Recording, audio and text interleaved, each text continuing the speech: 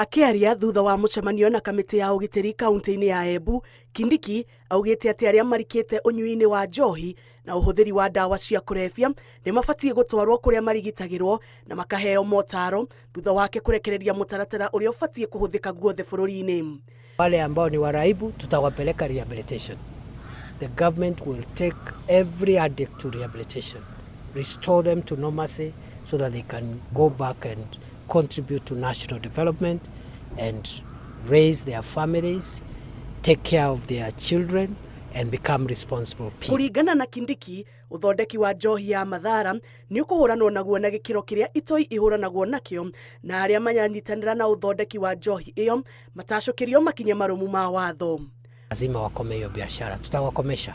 Na safari hii hakuna bahati. This time round there is no escape route.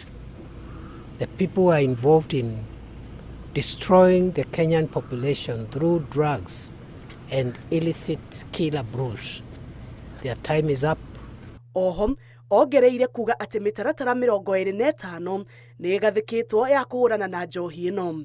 Mũtaratara ũrĩa mũnene arĩ gũthamia maabithaa wothe wa borithi ũikarĩte ceceni-inĩ ĩmwe mĩaka 3 na makĩria, akiuga atĩ maabithaa 292 nĩmegũthamio kuuma kauntĩ-inĩ ya Embu. Officers, especially National Police Service and other agencies who have served for more than 3 years must leave, and that program is ongoing. Here in Embu, we've started actually, but the process will be completed in the coming days. We will be transferring 292 police officers from various police stations and police posts. Ngĩribotera Inooro TV, njĩtagwo Njambi Wanjaũ.